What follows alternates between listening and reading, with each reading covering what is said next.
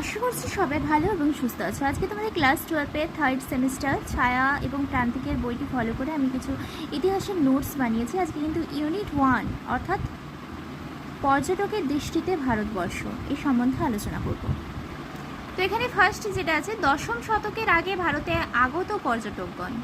দশম শতকের আগে কারা কারা এসেছিল? চারজন এসেছিল, মেগাস্থেনিস, হাইয়েন, সুয়েনজাং এবং ইৎসিং। এরা চারজন কিন্তু এসেছিল। মনে রাখার জন্য মেশুফাই, মে দিয়ে মেগাস্থেনিস, সু দিয়ে সুয়ানজাং, ফা দিয়ে ফাহিয়েন, খুশি দিয়ে ইৎসিং। নেক্সট, দশম এবং সপ্তদশ শতকে আগত পর্যটকগণ। দশম থেকে সপ্তদশ শতক বলতে কোন সময়কালটা? 901 থেকে শুরু করে বা 900 থেকে শুরু করে 1700 খ্রিস্টাব্দ পর্যন্ত। এই টাইমটার মধ্যে এসেছিল Alberuni, Marco Polo, Ibn Battuta, Abdul Razzaq, Francois Bernier. এই পোর্শনটা কিন্তু মনে রাখা খুবই প্রয়োজনীয়, কেননা এখানে কিন্তু কোনটি বেমানান খুঁজে বের করো, এমন দিয়ে দিতে পারে। বিকজ এখান থেকে হবে, এখানে ধরো একটা দিয়ে দিল মেগাস্থেনিস আর এখান থেকে 3টা দিয়ে দিল, এরপর বললো যে এখান থেকে বেমানান কোনটি হবে, তাহলে কোনটা? মেগাস্থেনিস। বিকজ মেগাস্থেনিস কিন্তু দশম শতকের আগে এসেছিল, বাকি সবাই দশম এবং সপ্তদশ শতকের মধ্যে এসেছে। তো আজকে এই যে দশম এবং সপ্তদশ শতকের মধ্যে যারা এসেছে এদের মধ্যে ফার্স্ট আলবিরুনি এসেছিলেন, তো এনার সম্বন্ধে আলোচনা করব। আলবিরুনির জন্ম হয়েছিল 973 খ্রিস্টাব্দে মধ্য এশিয়ার খোয়ারিজম প্রদেশে, যেটি বর্তমানে উজবেকিস্তান নামে পরিচিত। এনার আসল নাম আবু রিহান মোহাম্মদ বিন আহমেদ আলবিরুনি। কি বললাম? আবু রেহান মোহাম্মদ ইবন আহমেদ আলবিরুনি। ভারতে আগমন, কত খ্রিস্টাব্দে তিনি ভারতে এসেছিলেন? খ্রিস্টীয় 11 শতকে কিন্তু তিনি ভারতে এসেছিলেন। খ্রিস্টীয় একাদশ শতক বলতে বোঝানো হয়ে থাকে 1000 থেকে শুরু করে 1099, এটাকে খ্রিস্টীয় 11 শতক বলা হয়ে থাকে। কিন্তু কোনো কোনো বইতে 1001 থেকে 1100 খ্রিস্টাব্দ এটাও থাকে, কিন্তু অ্যাকচুয়াল যেটা 1000 থেকে শুরু করে 1099, এটাই একাদশ শতক। তার উল্লেখযোগ্য গ্রন্থ কিতাবুল হিন্দ, যার রিয়েল নেম কিতাবুল তহকিক মা ইল হিন্দ, এবং আরেকটি গ্রন্থ তহকিক-ই হিন্দ। এনার উপাধি ফাদার অব মডার্ন জিওডেসি। ইনি কিন্তু ফাদার অব মডার্ন জিওডেসি এই উপাধিটি পেয়েছিলেন, যার অর্থ হলো পরিসংখ্যানবিদ। এনার মৃত্যু হয় 1048 খ্রিস্টাব্দে। কোথায় হয়েছিল? গজনিতে, যেটা বর্তমান আফগানিস্তান নামে পরিচিত। বর্তমানে যেটা আফগানিস্তান, ওখানে কিন্তু এনার মৃত্যু হয়েছিল। তাহলে জন্ম কোথায় হয়েছিল? খোয়ারিজম প্রদেশ, যেটা বর্তমানে উজবেকিস্তান নামে পরিচিত, আর মৃত্যু হয়েছে আফগানিস্তানে তখনকার দিনে, যেটা গজনি নামে পরিচিত। তো এখানে ইম্পর্টেন্ট যেটা, আলবিরুনি কিন্তু গ্রিক ভাষা জানতেন না। তিনি সিরিয়, আরবি, ফার্সি, হিব্রু, সংস্কৃত প্রভৃতি ভাষাতে দক্ষতা ও পাণ্ডিত্য অর্জন করেছিলেন। এবার গজনির সুলতান মাহমুদ 1000 থেকে 1027 খ্রিস্টাব্দ পর্যন্ত মোট 17 বার ভারতকে আক্রমণ করেছে। টোটাল 17 বার ভারত আক্রমণ করেছে। কে? গজনির সুলতান মাহমুদ। ভারতে আক্রমণ ইনি করেছিলেন প্রায় 17 বার। তিনি 1017 খ্রিস্টাব্দে খোয়ারিজম প্রদেশে আক্রমণ করেন।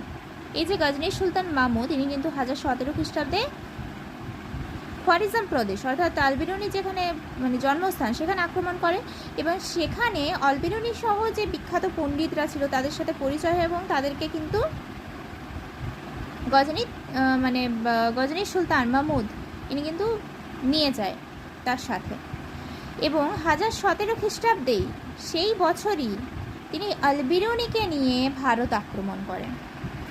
প্রথমে ভারত অভিযান করলো আলবিরুনিকে নিয়ে, তারপরে কিন্তু ভারত আক্রমণও করলো।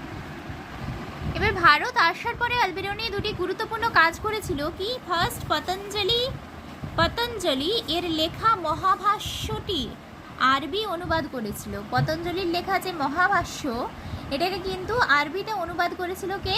আলবিরুনি। এবং 2 নম্বর যেটা ভালো কাজ করেছিল, গ্রিক গণিতজ্ঞ ইউক্লিডের রচনাকে পুরোটাই সংস্কৃতে অনুবাদ করেছিল। কে? এই আলবিরুনি।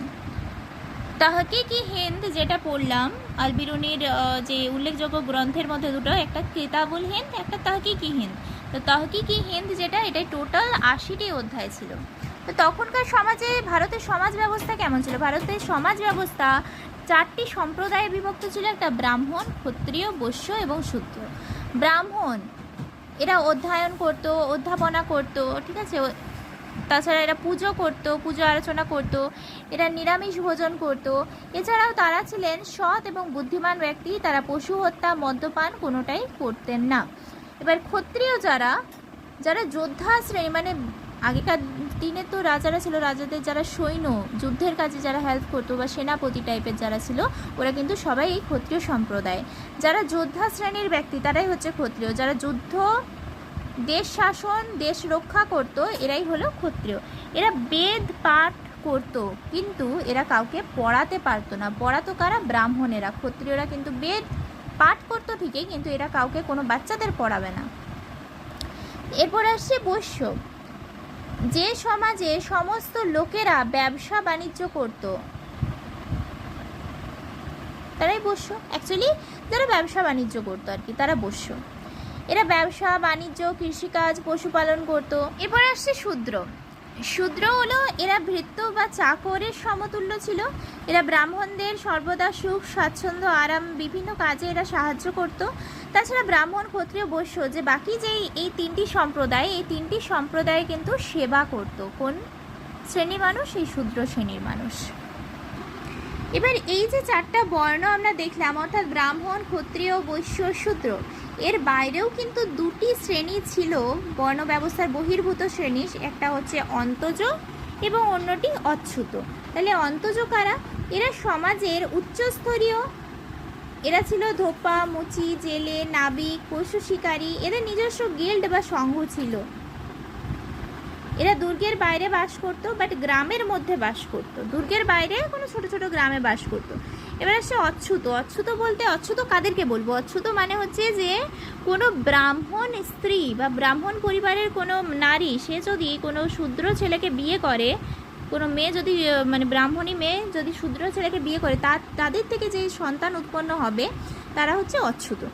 তো অচ্যুতের বৈশিষ্ট্য, এরা নিম্ন স্তরে অবস্থান করত। এদের মধ্যে হাড়ি, ডোম, চণ্ডাল প্রভৃতি শ্রেণী ছিল। যে কোনো ব্রাহ্মণী মেয়ে শূদ্র ছেলেকে বিয়ে করে যদি করে, তাহলে তাদের সন্তান হবে অচ্যুত, যাদেরকে ছোঁয়াটাও নাকি পাপ। এরা শ্রম দান করত। এরা দুর্গে অপ্রবেশ্য, তাই দুর্গের বাইরে অবস্থান করত। এবং সূর্যাস্তের আগেই এদেরকে বাড়ি চলে আসতে হতো।